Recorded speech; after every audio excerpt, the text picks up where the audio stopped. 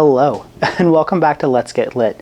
In today's episode, we're going to be going over Book 7 of Paradise Lost by John Milton. Let's dive on in, shall we?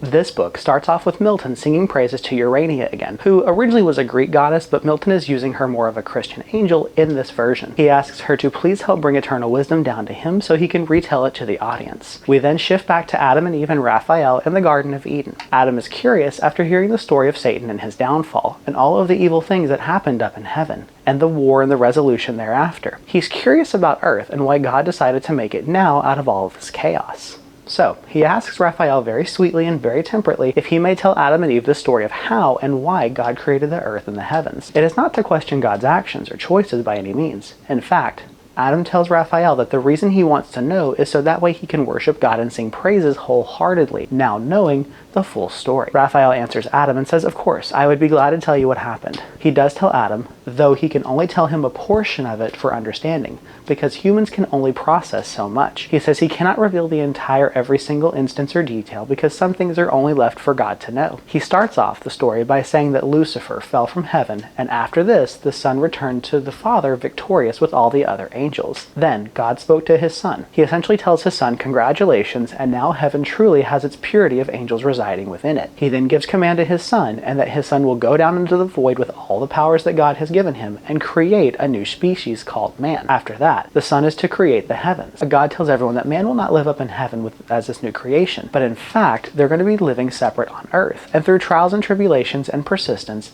they will then be able to live in heaven once the time is right. After God finishes speaking, his Son immediately begins the task of going down to create this new world. Up in heaven, the angels are rejoicing because not too long ago, God and his Son cast out all of the evil and wickedness, which left a small vacancy up there. And now God designed that man would be created and take those empty spots. So all of the angels begin rejoicing with this hearing of the news. God's Son and a horde of other angels and cherubs follow him to the gates of heaven. The gates of heaven open up, and everyone can see below just a vast blackness everywhere. The Son of God steps into the chaos, and Raphael describes the sights like black water just flowing everywhere. The Son of God steps into the chaos, and on one foot he centers himself. On the other, he turns it around through the vast openness, and as he moves his foot, he says, thus far extend, thus far in thy bounds, this will be thy just circumference, O world. And from this he created the heavens and the earth. Raphael states that how everything just moved very quickly, and all of these things begin to happen. And then the earth that was created was hung on a chain essentially from the heaven. Then God said, let there be light.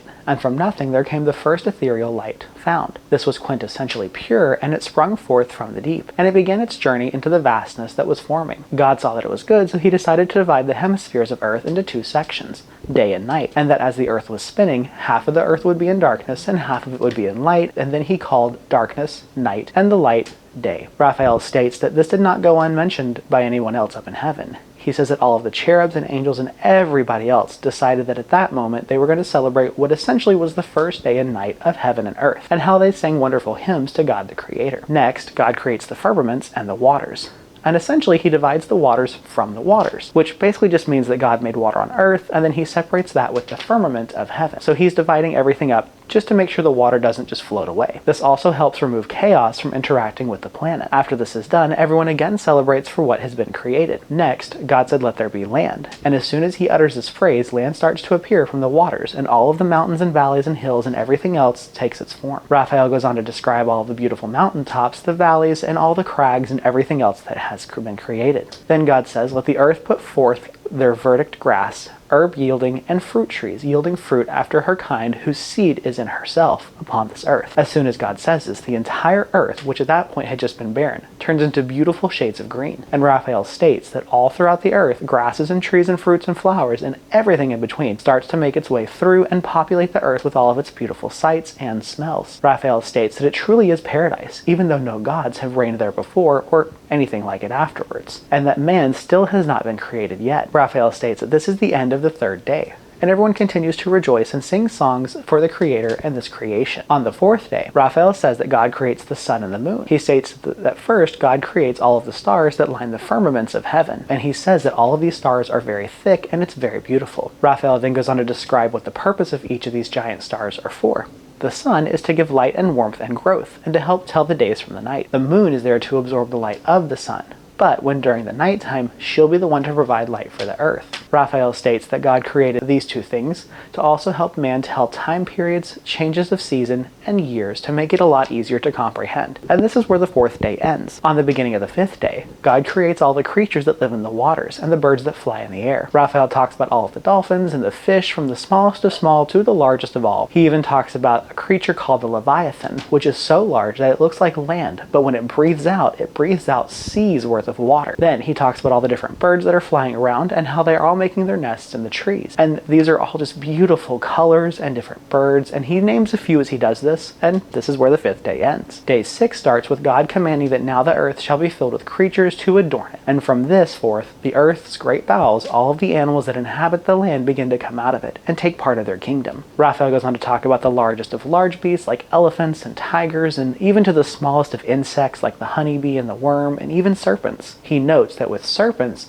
some of them had wings on them. And after the earth was done creating all of this life forms, there was still one creation yet to be made. The creator wanted to make another creation that would be separate from everything else. This creation would stand upright and would have knowledge and be able to understand that he is to rule over everything on this planet. But also, this creature was to know who made everything and who the divine creator was. God turns to his son and says, now we will make man, and we will make man in our own image. And they are to rule over the fish and fowl of sea and air beasts and fields and all of the earth. They are also to govern everything that creeps around on the ground. Then God takes the ground, forms it into a man, and into his nostrils breathed the breath of life. And in his own image, he created Adam. Then he saw that Adam needed someone else to be with him. So he created Eve. Once he breathed the breath into life of Eve, he let her know that she'll be fruitful and multiply and fill the earth. Together they are to subdue it, and through dominion hold over fish of sea and fowl of air and everything living that moves on earth. He then places them inside the garden, which they are now currently in. He tells them that everything in this garden is for their keeps. They are to attend the garden, make sure everything stays fruitful and multiplies. And they can eat whatever they would like to, except for the tree of knowledge. The tree of good and evil is off limits, because if they eat of that fruit, they will die. After this, and the other heavenly host and his son go back up into heaven and rest and into the light of pleasures of what they've just been created. As they are ascending into the air, the angels sing that God will watch over them from heaven, and that they will sometimes send messengers down to them in times of need or relate some special message from God. Raphael says, you remember this because you were there for it. This was the end of the 6th day. Once they're back in heaven on the 7th day, they rested.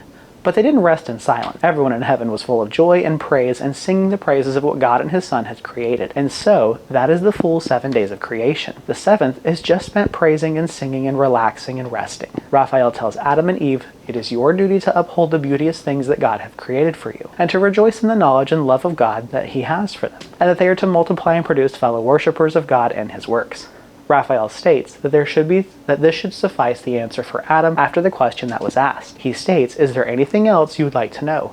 Tell me now or forever hold your peace. This is where book 7 ends. I hope you guys enjoyed today's episode. Please remember to like, share, and subscribe. Have a wonderful rest of your day. And as always, stay lit.